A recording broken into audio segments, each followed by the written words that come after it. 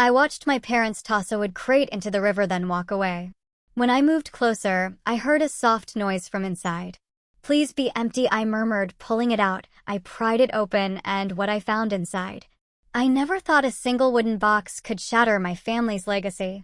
But what I found inside wasn't just a secret. It was a living, breathing testament to an unforgivable sin, and I knew nothing would ever be the same. It was just hours before when I saw my parents, Arthur and Eleanor Hayes, people once revered in Charleston as paragons of virtue, standing by the creek. They were letting a small wooden box drift away, caught in the current. Initially, I convinced myself it was some heartbreaking memorial for Isla, my sister, who had died just days earlier. But as I followed the creek, seeing the box snagged on the bank, I opened it, and my entire world collapsed.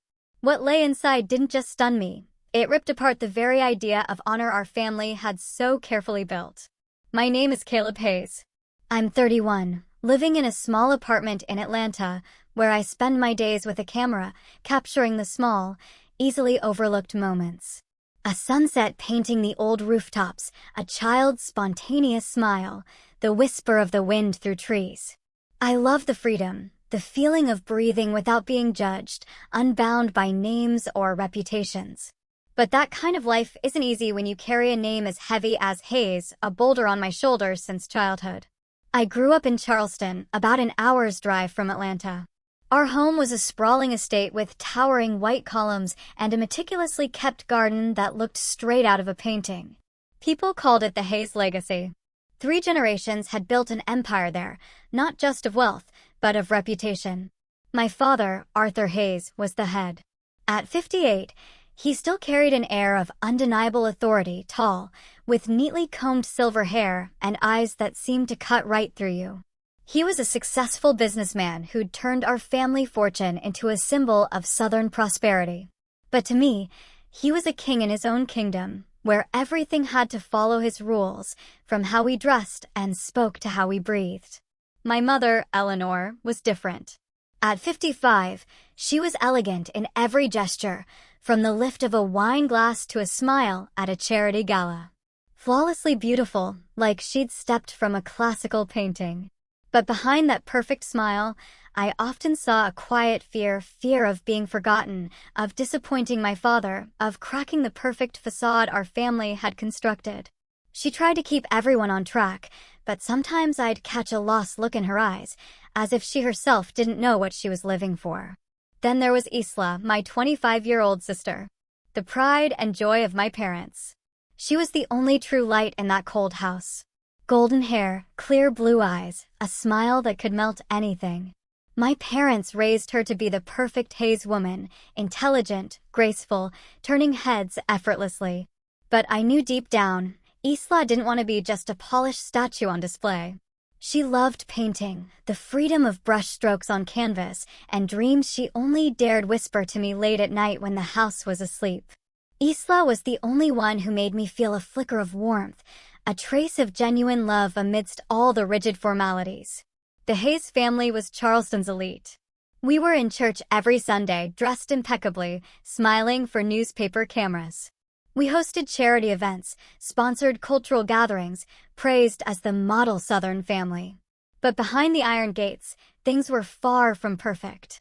Every meal was a ritual, conversations curated as if a single wrong word could bring everything crashing down. My father ruled like a dictator, my mother quietly complied, and I felt like an outsider in my own home. I still remember days when Isla and I would sneak into the garden, lie on the grass, and watch the clouds. She'd tell me about becoming an artist, painting the world as she saw it, free from our parents' expectations. I'd laugh, telling her she could do it, that one day we'd leave this place and live without performing. But when I mentioned leaving, Isla would go quiet, her eyes tinged with fear. She loved our parents, no matter how stifling, and she didn't want to disappoint them. As for me, I gave up trying to please my father long ago. At 19, I left Charleston, moved to Atlanta, and became a freelance photographer. I wanted a simple life, to be myself, not Arthur Hayes' son. But even after leaving, I couldn't completely sever ties. I returned for holidays or obligatory family events. Each time I stepped through those gates, I felt suffocated, the air thickening, pressing against my chest. Family dinners were silent, filled only with the clink of cutlery. My father's questions about my work weren't out of care, but to check if I'd done anything to disgrace the family. My mother would try to lighten the mood with charity stories, but her eyes always darted to my father, seeking approval. Isla, in rare moments, would sneak me a small smile, as if to say she was still there, still my sister. Everything in our family seemed calm, like the still surface of a Carolina lake under the sun. But I knew beneath it, undercurrents stirred silently. Some nights, alone in my Atlanta apartment, I wondered if the Hayes' perfect facade could hide its cracks forever. I felt the suffocation building, like a storm approaching, fearing that when it hit, none of us would emerge unscathed. The cracks began to show at a community event in Charleston, an annual affair where the Hayes family was always center stage. It was a crisp autumn day, the sky clear and blue, the air carrying the scent of dry leaves and the faint sound of violins. I stood at the edge of the public garden, my camera hanging loosely, quietly observing. My father, as usual, shook hands with politicians. My mother smiled gracefully beside the town's elite. And Isla looked radiant in a pale green dress, moving through the crowd like a gentle breeze. But that day, I noticed something different in her eyes, a spark, not the polished glow honed by etiquette lessons, but a genuine light, as if she were guarding a secret. I didn't think much of it until I saw Isla pause near a secluded corner where a young man stood. He wore a simple white shirt with rolled-up sleeves, his brown hair tousled, and a smile as bright as sunlight. That was Leo Jensen, a mechanic from a small garage on the outskirts of town. I'd met him a few times, a hardworking, down-to-earth guy who put people at ease. Isla and Leo were talking, starting with polite small talk, but their eyes lingered longer than usual. From a distance, I felt a shift, as if an invisible thread had just been pulled taut between them. Their relationship bloomed quietly, like wildflowers growing between cracks in stone. Isla started slipping away from tedious family gatherings, making excuses to go out. I knew she was meeting Leo. They dated in secret, in places no one would notice, a small cafe on the edge of town, a quiet park at sunset. I caught them once, driving past a riverside road. Isla was on a wooden bench, Leo beside her, both laughing, hands tightly clasped. I stopped my car and watched from afar, my heart warming. Isla looked truly happy, as if she'd found a piece of herself she'd always longed for. But that happiness was as fragile as a petal in the wind. It wasn't long before rumors spread. Charleston was a small town where secrets had a way of slipping through walls. A friend of my mother saw Isla and Leo at a farmer's market. Whispers quickly reached my father's ears. When Arthur Hayes heard something that displeased him, the world seemed to stop turning. I still remember that dinner. The air in the dining room was heavy as lead. My father sat at the head of the table, his eyes icy, his lips pressed into a tight line. My mother tried to maintain composure, but her hand trembled as she poured water. Isla sat across from me, head bowed, golden hair hiding her eyes. No one spoke. Only the dry clink of cutlery. Then my father spoke, his voice low and sharp as a blade. Isla, where were you this afternoon? She looked up, attempting a smile, but her lips quivered. I was just taking a walk, father. A walk. He raised an eyebrow, his gaze drilling into her. With a mechanic? The room froze. My mother stopped breathing, hand clutching her napkin. I looked at Isla, my heart pounding, wanting to protect her, but my throat tightened. Isla tried to respond, her voice barely a whisper. He's a good person, father. Good. My father cut her off, his voice booming like thunder. A lowlife, uneducated, nameless nobody. And you dare call him good? You're disgracing the Hayes name. Isla lowered her head, tears silently falling onto her untouched plate. My mother quickly intervened, her voice trembling. Arthur, please calm down. It's probably just a misunderstanding. But her eyes were vacant, as if she didn't believe her own words. I looked at my father, then my mother, then Isla, feeling a quiet anger smoldering. But I knew if I spoke now, things would only get worse. From that day, Isla changed. She spoke less, often retreating to the garden, sitting alone with her easel and paints. Her artwork grew darker, filled with heavy grays and deep blues, as if painting her inner turmoil. She started avoiding family events, citing exhaustion. But I knew she was clinging to the last scraps of her freedom, the happiness she'd found with Leo. Then one day, Isla came to me. She knocked on my Atlanta apartment door late one evening, her hair disheveled, her eyes gleaming with a mix of joy and fear. "Caleb," she whispered, gripping my hands tightly. "I'm pregnant." I was stunned, at a loss for words. Part of me wanted to hug her, to congratulate her, because I saw the joy in her eyes. But another part knew this news would be a bomb detonating in the Hayes household. "Isla," I asked, my voice barely there, "have you told our parents?" She shook her head, tears streaming. "I know they won't accept it. But I love Leo. He's everything I've ever dreamed of. I believe they'll understand if I can just explain." I hugged her, but my heart was heavy. I knew my father. I knew his sense of honor mattered more than anything, even his daughter's love. The next day, Isla told our parents. As expected, my father erupted in rage. He called Leo a gold digger, Isla a traitor to the Hayes blood. He forbade her from leaving the house, cut off all contact, and turned her into a prisoner in her own home. My mother stayed silent, but I saw her grow more haggard, as if each of my father's words was a knife cutting into her heart. I tried to speak up, to convince my father Isla had the right to love who she wanted, that honor wasn't everything. But he looked at me like a stranger, his eyes filled with contempt. "Caleb," he said, his voice cold as ice, "if you say one more word, you're a traitor to this bloodline, too." I felt powerless, but I couldn't stand by and watch Isla be caged. I met her in secret at night, whispering through her locked bedroom door, promising I'd find a way to help her. But before I could act, Isla took matters into her own hands. One night, when the house was asleep, she ran away with Leo. She left a small note on my desk, simple and brief. "Caleb, thank you. I'll be okay." The next morning, Charleston was abuzz. Rumors spread like wildfire. My father, with his wealth and influence, quickly silenced the gossip.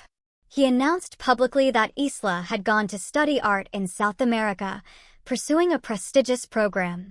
The local papers, dependent on the Hayes' generosity, dutifully echoed the story. But I knew the truth. I knew Isla had chosen love, even if it cost her everything. After Isla ran away, she vanished into thin air. No letters, no calls, no trace. My father, with his power, erased every clue about her. Newspapers stopped reporting. The whispers in Charleston gradually faded, and the name Isla Hayes was buried under the fabricated story of her study abroad. But sometimes, in the quiet afternoons in Atlanta, I heard vague rumors. Someone had seen a girl resembling Isla in a small town south of Charleston, living in an old wooden house with a man. I wanted to believe it was true that Isla was living happily with Leo. But every time I thought of it, my heart ached. I hadn't protected her, hadn't kept my promise to help her escape the cage of our family. My father forbade mentioning Isla's name in the house. Whenever my mother or I accidentally let it slip, he would glare with icy eyes, his voice low and cutting. "This family has no such person." My mother would lower her head, silent, while I clenched my fists under the table, trying to suppress my anger. Dinners became a lifeless ritual. We sat together, but felt like shadows, unable to meet each other's eyes. My mother grew thinner, her eyes red and swollen, but she never spoke. I knew she carried a heavy burden of guilt, but she chose silence, as she had her whole life, to preserve the perfect image of the Hayes family. Months passed, and Isla's name was slowly forgotten in that sprawling estate. I returned to Atlanta, resuming my photography. But every time I picked up my camera, I saw Isla's face in my mind, her radiant smile, her dreamy eyes. I wondered where she was, whether she was happy, whether the child in her womb was born into love. But there were no answers. Only long nights spent by my window, watching city lights, praying for my sister. Then one morning, everything changed. I was in my apartment brewing coffee when the phone rang. My mother's trembling voice came through. "Caleb, come home now. Something important has happened." I asked what was wrong, but she only repeated, "Come now, Caleb, please." My heart raced, a sense of dread surging. I jumped in my car, driving frantically to Charleston, unsure of what I faced. When I stepped into the estate, the air was heavy as lead. My father sat in the living room, holding a white envelope with the seal of Riverside County Hospital. My mother stood behind him, her face pale, her hands clasped tightly. Our housekeeper, Brenda, stood in the corner, eyes red and teary. I looked at my father, waiting, but he only pushed the envelope toward me, his voice low and deathly. "Read it." My hands trembled as I opened it. The words on the paper danced before my eyes. The hospital reported that a patient named Isla Hayes had died after giving birth due to obstetric complications. She passed away just hours after delivery, with no family or husband by her side. The newborn was still alive, temporarily under the hospital's care. No one had come to claim the child. I read it over and over, as if reading it long enough would change the words, turn it into a different story. But no, it was real. Isla, my sister, was dead, alone, with no one by her side. I collapsed into a chair, feeling the world crumble around me. "When?" I managed, my voice hoarse. My father looked at me, his eyes empty. "The letter arrived 2 days ago." 2 days. He had kept it secret for 2 days, as if his daughter's death was just a detail to be handled discreetly. My mother burst into tears, but she wouldn't look at me. I wanted to scream, to smash everything, but I just sat there, numb. The image of Isla's radiant smile now cut into my heart like a knife. Isla's funeral was held soon after, arranged meticulously by my father, discreet and elegant, within the estate's grounds. Only a few close relatives were invited. No press, no outside guests, no whispers of the truth. My father wanted it kept within the family to protect the Hayes reputation. He didn't even mention the baby, only saying curtly, "Everything has been handled." I looked at him, wanting to ask about the child, to know where it was, but his gaze was like a stone wall. "Don't interfere, Caleb," he said, his voice cold as ice. "This isn't your concern." The funeral took place on a misty morning. Isla lay in a white coffin surrounded by lilies, her favorite flower. She looked peaceful, as if asleep, but I knew she was no longer there. My mother stood beside her, frail as a shadow, her eyes red, but too dry for more tears. The few attendees, distant relatives and close friends, mourned the image of a beautiful, perfect Isla, the ideal Hayes daughter. No one dared mention the woman who had loved the wrong person, who had run away to live true to her heart. I stood before her portrait, overwhelmed with guilt. I hadn't protected her. I had left her alone in her final moments. Isla didn't die from childbirth. She died because she was denied the right to live freely, rejected by her own family. After the burial, everyone quietly left. I asked my father about the baby again, but he turned away, saying I didn't need to worry. My mother looked at me, her eyes pleading, but she said nothing. I knew she was dying inside from the pain, but she lacked the courage to face the truth. That night, after everyone had left the cemetery, I stayed behind. The Charleston mist hung thick and cold, wrapping me like a damp blanket. I stood before Isla's grave, quietly recalling our childhood days when she'd grab my hand and run through the garden, laughing amid falling petals. "Caleb," she once said, "one day I'll paint the whole world, and you'll capture it with your camera, okay?" I promised I would. But now I stood here, before a cold gravestone, with promises I'd never kept. I knelt down, placing my hand on the freshly turned earth, and whispered, "Isla, I'm sorry." Tears rolled down my cheeks, blending into the mist. A few weeks after the funeral, I returned to the Hayes estate to visit my mother. I didn't want to go. Didn't want to step into that oppressive, gloomy space. But I couldn't leave her alone. She was growing frilier by the day, her eyes sunken as if her soul had left with Isla. The air in the house was heavy, suffocating like a living tomb. No one spoke of Isla. Her name was taboo, as if she had never existed. My father maintained his steely exterior, controlling everything with cold precision. but I caught glimpses of a lost look in his eyes, as if he too was fleeing from his own shadow.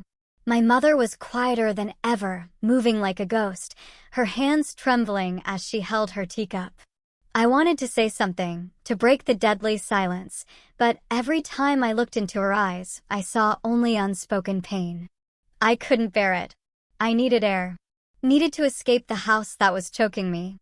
I walked out to the garden behind the house where Isla and I used to play as children. The garden was still beautiful, with neatly trimmed rose bushes and a small creek babbling over stones. I stopped by the creek, taking a deep breath, trying to find a shred of peace. There, I remembered the time-lapse camera I'd set up months ago when I'd wanted to capture nature's beauty to escape the family's tensions. The camera was still there, hidden under foliage, silently recording every moment of the creek. I retrieved it, thinking the images might bring me comfort. But when the screen lit up, my heart stopped. Just hours earlier, at sunset, the camera had captured something I never could have imagined. My parents appeared by the creek, their postures rigid, as if doing something they didn't want anyone to see. My father held a small wooden box wrapped in white cloth, his face tense, eyes scanning the surroundings as if afraid of being caught. My mother stood beside him, head bowed, hands clenched tightly. Then, as if resolved, my father released the box into the creek. It floated silently with the current, bobbing gently in the ripples.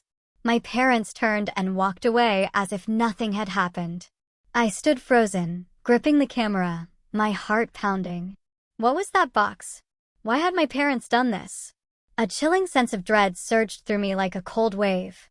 I couldn't make sense of it, but I knew something was terribly wrong. Without thinking, I ran along the creek, my eyes fixed on the water, searching for the box. The creek wound through the garden, weaving between tree roots and stones. I ran nearly a mile, my breath ragged, my feet slipping on the damp earth, but I didn't stop. Then, among the tangled roots along the bank, I saw it. The small wooden box, caught, swaying gently in the water. I rushed forward, the icy water soaking my shoes, but I didn't care. I lifted the box, my hands trembling. It was heavier than I expected, and as I touched it, I felt a fragile sense of life within. My heart raced, threatening to burst. I set the box on the bank, opened the lid, and the world seemed to stop. Inside, wrapped in a white cotton cloth, was a newborn baby. Its lips were bluish, its eyes closed, but its tiny chest rose and fell faintly. It was alive. I was stunned, unable to believe my eyes. This baby, I was certain, was Isla's child. The grandchild my father had said was handled. My heart tore apart. My parents, the people who raised me, who taught me about honor and family, had done this. They had set the baby adrift in the creek, left it to die. The honor of the Hayes family, which my father placed above all else, had turned him into someone I no longer recognized. I clutched the baby to my chest, pulling my jacket around it to keep it warm. Hot tears streamed down my face as I ran toward the main road. The sound of the creek behind me felt like an accusation echoing in my mind. I didn't know what to do, only that I had to save this child, to protect it from the world that had taken its mother. I ran, my heart pounding erratically, my breath coming in gasps, but I didn't stop. I couldn't stop. In that moment, I understood that the honor of the Hayes family wasn't just a facade. It was a monster, ready to devour even humanity itself. My parents, for the sake of their so-called reputation, had chosen to abandon their own flesh and blood. I couldn't forgive them, couldn't comprehend it. But I knew one thing. I wouldn't let this baby suffer the same fate as its mother.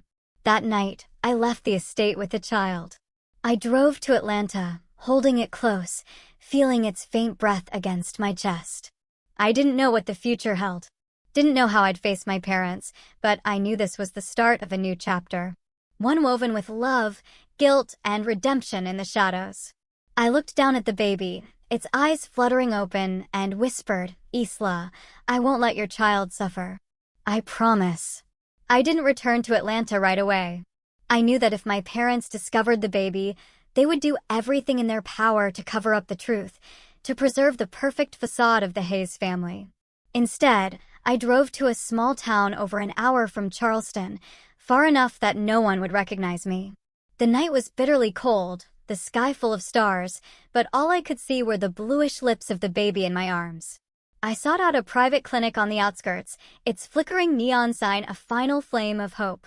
I knocked, almost pounded, on the door until a nurse opened it, her eyes widening at the sight of me clutching a newborn, my jacket soaked from the creek. "Help me," I whispered, my voice raw. "The baby, it needs to be saved." The nurse didn't ask many questions, quickly ushering me into the emergency room. The hours that followed passed like a slow nightmare. I sat in the hallway, my hands still trembling, the sharp smell of antiseptic thick around me.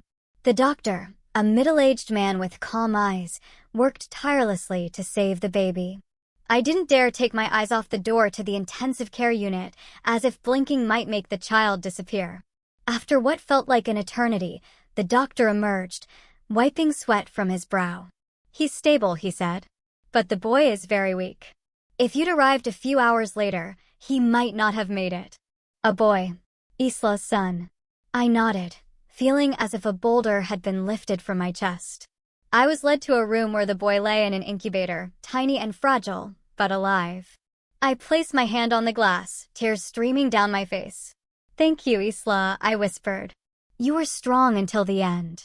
I named him Finn, a name meaning fair or white. It was my prayer that his life would rise above the darkness he was born into, above the world that had taken his mother. I couldn't let Finn grow up in the deceit of the Hayes family. Couldn't let him be bound by the so-called honor that had destroyed Isla. I knew I had to protect him no matter the cost. I returned to Atlanta but didn't go back to my old apartment. I found a new small place in a quiet corner of the city where no one knew who I was. I filed papers to adopt Finn as a single foster father, using the address of my photography studio to avoid any ties to Charleston. I didn't tell my parents or anyone else. I severed every thread that could lead them to Finn. Each day I cared for him, changing diapers, preparing bottles, staying up through sleepless nights. My life now revolved around Finn. Simple, but deeply meaningful. I was no longer Caleb Hayes, heir to a prestigious lineage. I was just Caleb, the father of a boy who needed love. Every time I looked at Finn's face, I saw Isla. He had her clear blue eyes, the innocent smile she'd had as a child, and the serenity she had never been allowed to experience. Sometimes, when he slept, I sat beside him watching, and it felt like Isla was still here, smiling at me. But then the memory of the creak, of the wooden box, yanked me back to reality. I couldn't forgive my parents. Couldn't fathom how they could do it, abandon their own flesh and blood just to protect an empty reputation. In the long nights with Finn sleeping soundly, I sat at the kitchen table, writing everything down. I recorded every detail, from the day I received Isla's death notice to the moment I opened the wooden box by the creek. Those pages were like an indictment, a record of the Hayes family's sins. I tucked them into a locked drawer, not for revenge, but to remind myself that I had to do right by Finn.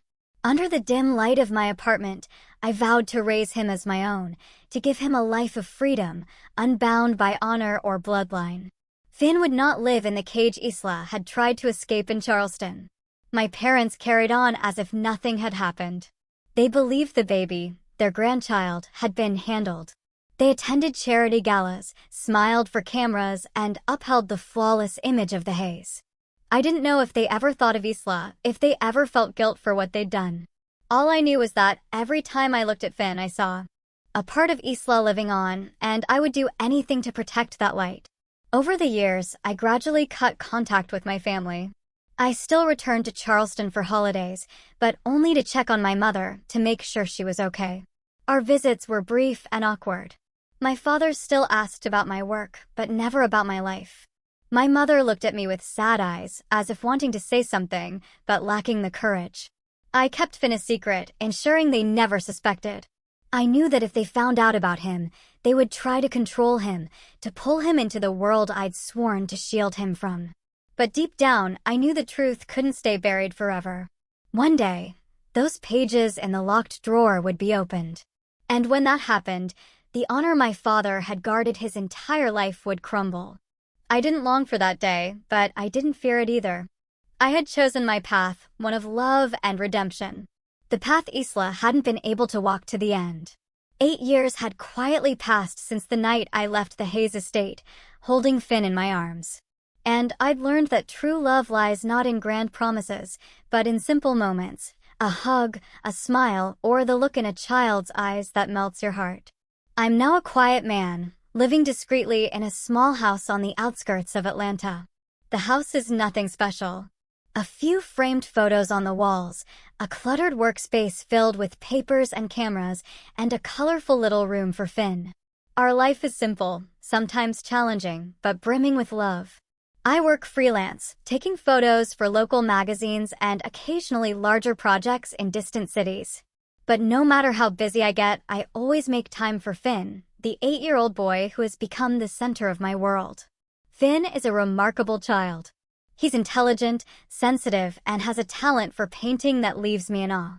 Every time he picks up a brush, it's as if Isla comes alive again.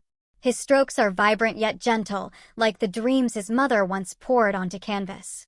He loves sitting for hours by the window, painting fields, streams, or simply the sunlight glinting on leaves. I often stand quietly watching him, my heart aching at the sight of his clear blue eyes, so like Isla's, as if she's still here through him, reminding me of my promise. Our life isn't always easy. Some nights I lie awake worrying about money, Finn's future, and whether I'm doing enough to give him a good life. But every time he runs to me, wrapping his arms around me and shouting, "Dad Caleb, look at this painting," all my exhaustion fades. I'm not his biological father, but to me, Finn is everything. I've taught him how to tie his shoes, hold a camera, and face tough days with a smile. I want him to grow up believing that life, however harsh, is always worth loving. There are times when work takes me away, and I can't bring Finn along. On those occasions, I reluctantly send him to Charleston to stay at the Hayes estate with his grandparents for a few days. The first time I did this, my heart twisted with fear. I was terrified my parents would suspect something, that they'd look into Finn's eyes and see the truth. To prevent that, I crafted a story. Finn was the son of an old colleague who saved my life in an incident. When the man died, I promised to care for his son and adopted Finn. My parents didn't ask many questions. Perhaps because they didn't want to dig deeper, or because they were used to my unconventional life. But I knew that every time I brought Finn to Charleston, I was walking a tightrope where the truth could come crashing down at any moment.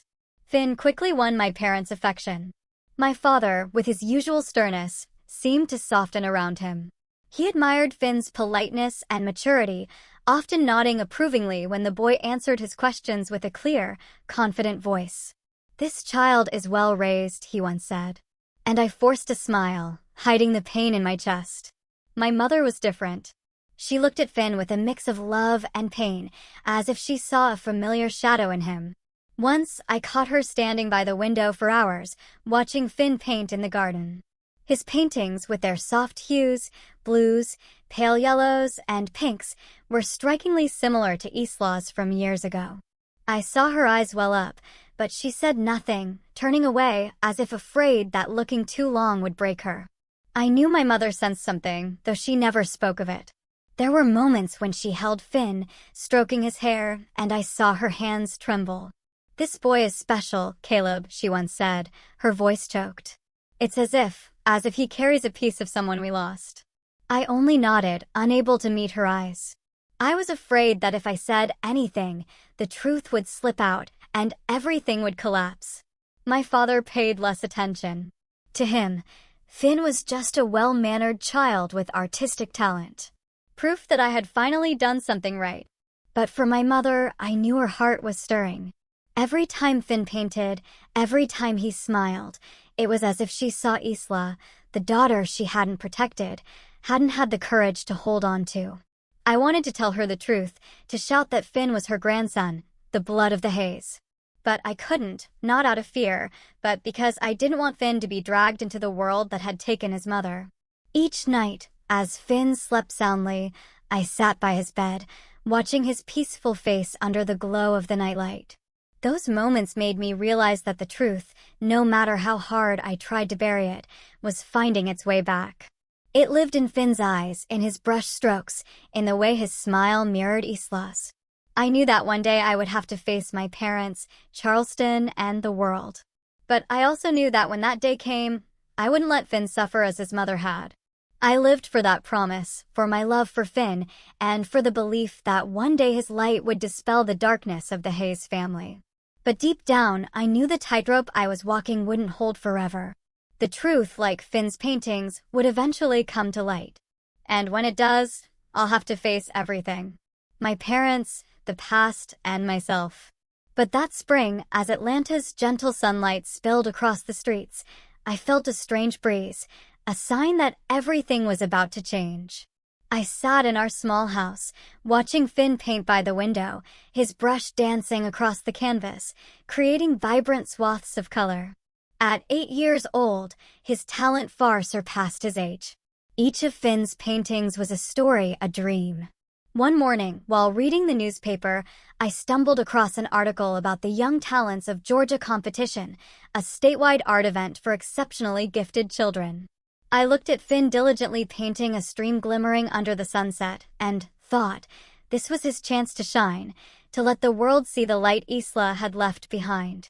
Finn, I called softly. Would you like to try entering a painting competition? Just for fun, and maybe you'll meet other kids who love to paint like you do. He looked up, his blue eyes sparkling, but tinged with hesitation. I don't know, Dad Caleb, he said quietly. What if people don't like my paintings? I smiled, ruffling his hair. They'll love your paintings because they're as beautiful as you are. After a few days of thought, Finn nodded, and I saw a spark of confidence in his eyes, the kind I'd always hoped he'd have. We prepared for the competition over the next few weeks. Finn chose an idea he'd been nurturing for a while, a painting of the garden behind the Charleston estate, where he'd sat and painted with his grandmother Eleanor during visits. He titled it The Garden at Dusk. I watched him meticulously mix colors, each brushstroke like a whisper of the memories he shared with her, the golden-orange sunlight scattered over rose bushes, the babbling of the creek. The day of the competition arrived, and Atlanta glowed in the spring light. The venue was bursting with color, filled with children from across Georgia carrying paintings, instruments, and sparkling dreams. Finn stood among the crowd, small but confident, clutching his carefully wrapped painting. I stood behind him, my heart pounding with pride and nervousness. When the judges called his name, Finn stepped forward, placing his painting on the easel, and I saw every eye in the room fix on him. The Garden at Dusk was a masterpiece. Hues of gold, orange, and blue blending to recreate the Charleston garden like a dream, both tender and vibrant. I heard murmurs of praise, saw the judges' smiles, and knew Finn had done something extraordinary. The results were announced at the end of the day. When the host declared, "First place goes to Finn for his work, The Garden at Dusk," the room erupted in applause. Finn stood there, cheeks flushed, his smile as bright as the sun. He ran to me whispering, "Dad Caleb, I did it." I hugged him tightly, tears falling silently. It wasn't just Finn's victory. It was Isla's, her light still shining through her sun. Finn's painting not only won first place, but also earned him a prestigious scholarship from the Georgia Young Artists Association. Local newspapers quickly picked up the story, calling him the talented young artist from Charleston. Images of Finn standing beside his painting, with his innocent smile and bright eyes, appeared in papers and online. Charleston buzzed, Atlanta buzzed, and while I was proud, a quiet unease began to grow. That spotlight, though beautiful, was drawing Finn closer to the world I'd tried to keep him from. My parents came across the article one morning in Charleston. I wasn't there, but I could imagine the moment. My father sitting at the dining table, newspaper in hand, his eyes lighting up at Finn's name. My mother, perhaps pouring tea, pausing, her hand trembling as she saw the boy's photo. They called me soon after, my father's voice brimming with rare excitement. "Caleb, your boy has done something big. Our adopted grandson." Who would have thought? My mother said less, but I could hear the emotion in her voice. "Finn, he's truly special, Caleb, like a gift." They began boasting about their adopted grandson everywhere.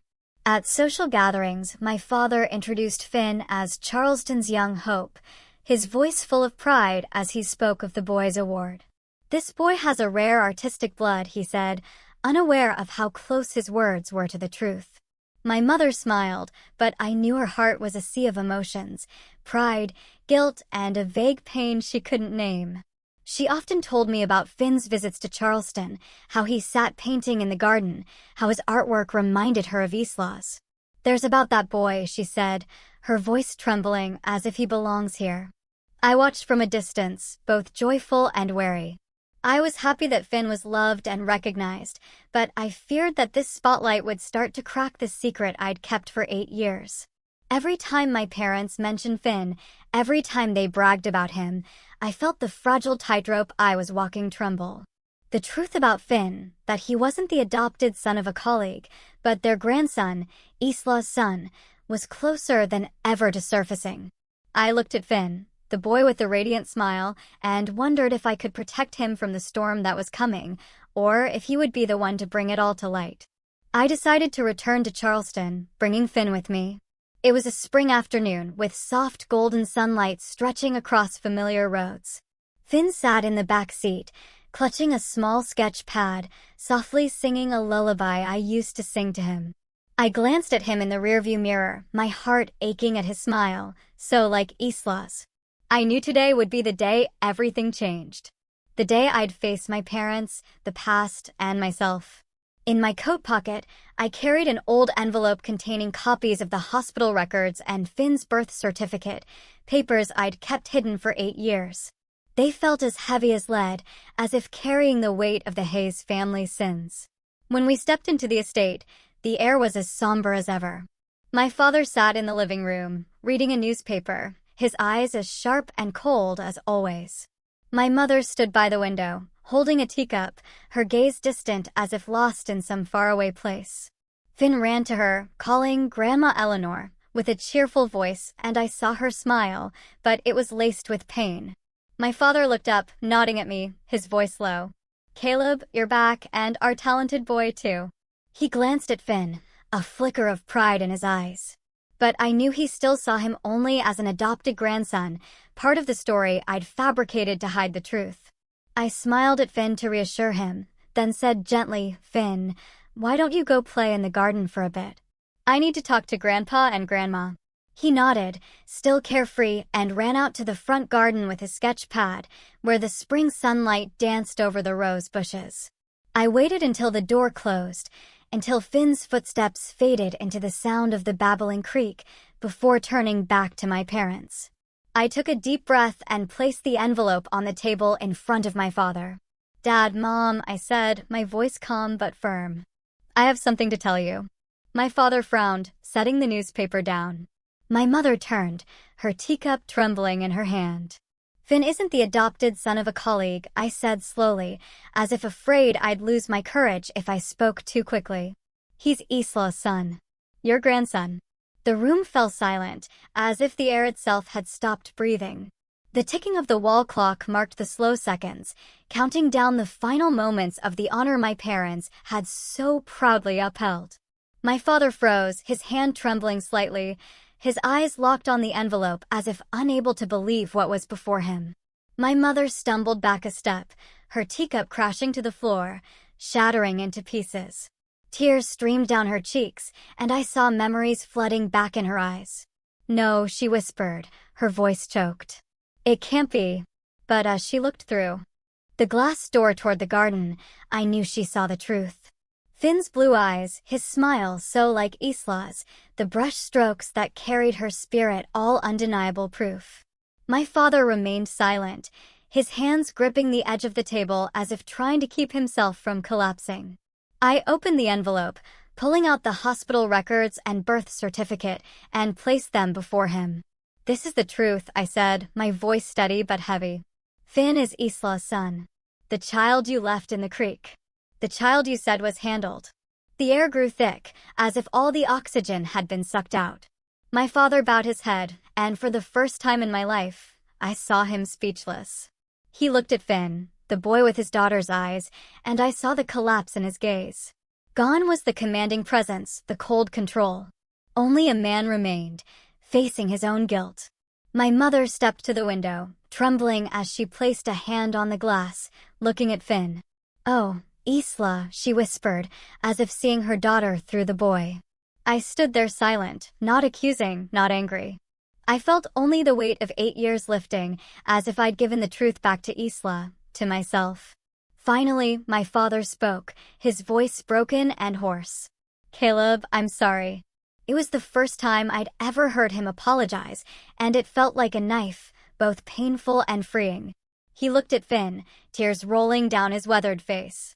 I was wrong, so very wrong. The truth was out.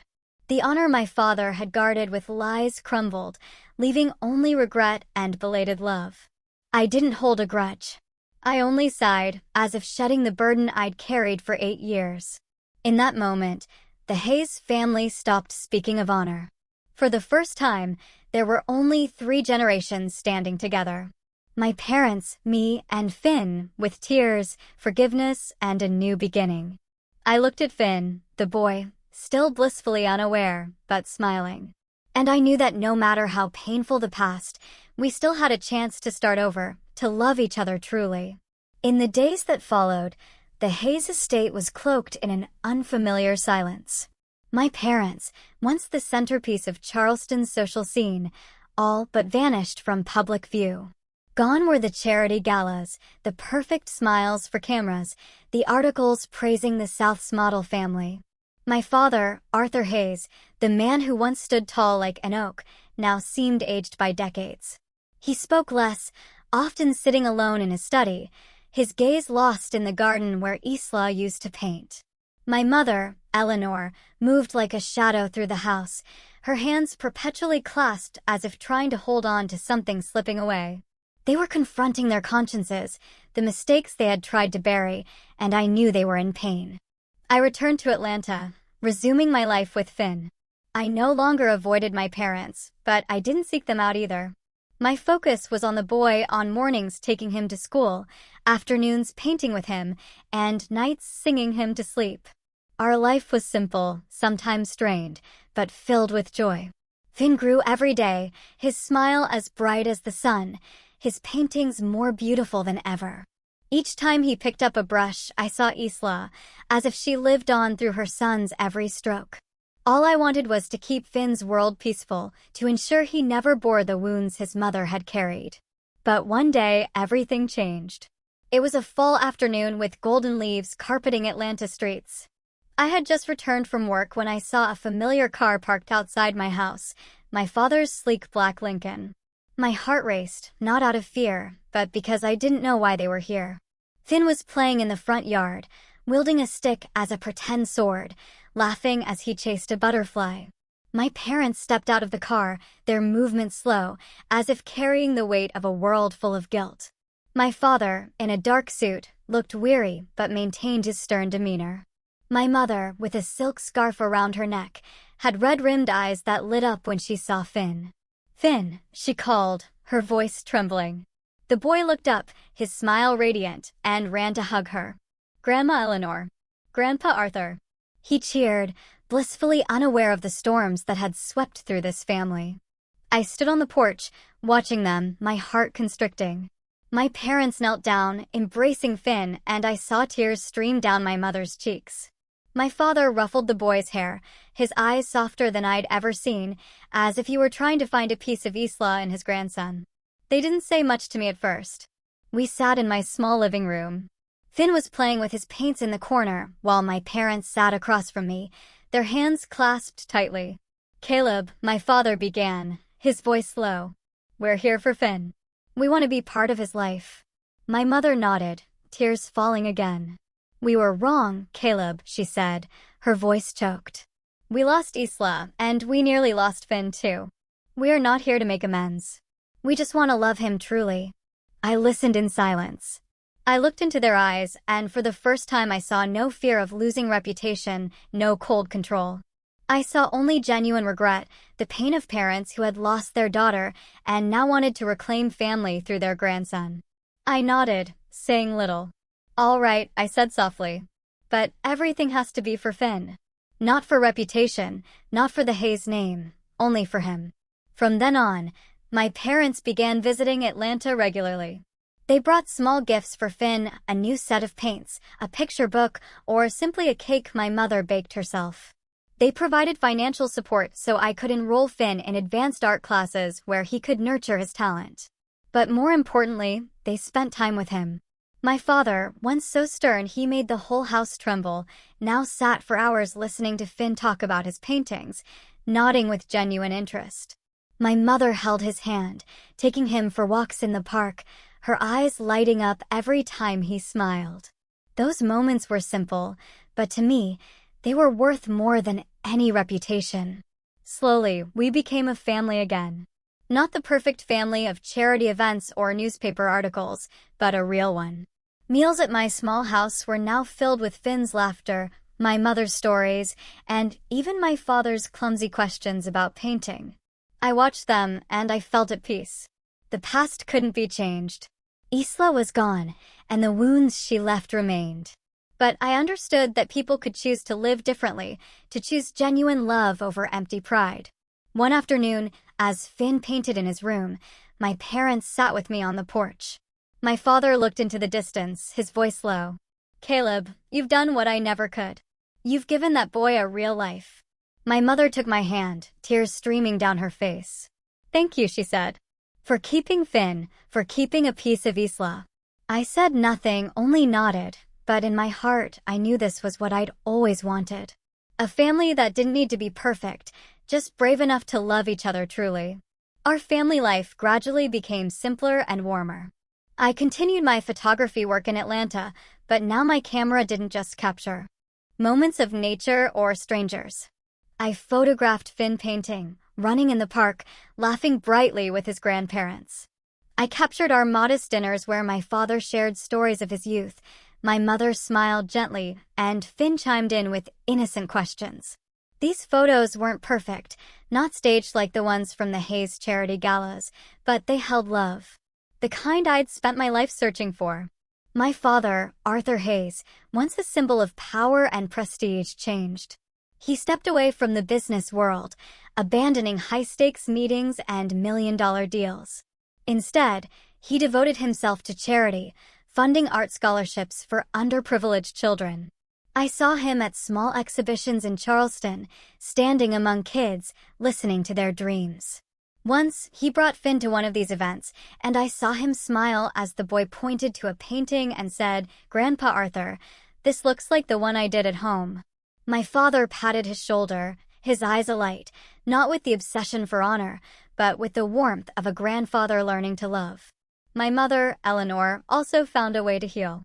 She reopened Isla's painting room at the Charleston estate, a room that had been locked tight since Isla ran away. She cleaned it, hung Isla's old paintings, and turned it into a creative space for Finn. Every time he visited Charleston, he'd run straight to that room, sit at the easel, and create vibrant artworks. My mother would stand nearby, silently watching, and I knew she saw Isla in every brushstroke. "He's so much like your sister," she once told me, her voice trembling. It's like she never left. I nodded, holding her hand, feeling the peace she'd rediscovered after years of fear and guilt. More than anyone, I understood that forgiveness doesn't mean forgetting. Forgiveness is learning to live with the past, accepting the wounds, and turning them into strength. I didn't forget what my parents had done. The creek, the wooden box, Isla's pain. But I chose to forgive. Not for them, but for myself, for Finn, and for the dream of a real family. I began writing a memoir, chronicling the Hayes story, from the stifling days under the veneer of honor to the night I found Finn, to our journey of rediscovering each other. I wrote not to accuse, but to tell the truth, to remind myself that love is always worth more than any reputation. The memoir ended with a line I wrote on a long night as Finn slept beside me. "No honor is worth sacrificing love. No tradition is nobler than compassion." Years later, when Finn was older, he found the memoir in an old drawer. He read it page by page, line by line, and I saw his eyes well up as he came to hug me. "Dad, Caleb," he said, his voice choked. Thank you for keeping me, for telling me about Mom. I held him tightly, tears streaming down my face. Finn understood that our family had once been lost, caught in a whirlwind of honor and lies. But he also saw how we found our way back, through forgiveness, through the courage to face our mistakes. He carried that lesson not just in his paintings, but in how he lived, how he loved, and how he faced the world. Our story ended on a peaceful afternoon in Charleston. Under the ancient oak tree in the garden, I picked up my camera, ready to take a photo. My father sat on a wooden chair, his silver hair glinting in the sunlight, telling Finn a story from his youth. My mother sat beside him, her hand entwined with his, smiling gently as Finn interrupted with innocent questions. I raised the camera, and as they looked toward me, I pressed the shutter. The photo captured that moment. My father, my mother, and Finn sitting together, their smiles serene, with nothing left to prove, nothing left to hide, just love, simple and true. Looking at that photo, I knew the Hayes family had found its path. Not a path of prestige or tradition, but one of compassion. I wanted to leave a message, not just for my family, but for anyone lost in empty values. Honor doesn't lie in bloodlines, but in how we choose to treat those we love. The Hayes once thought honor was everything, but we learned it only matters when built on love and sincerity. What's the hardest truth you've ever had to face in your own family?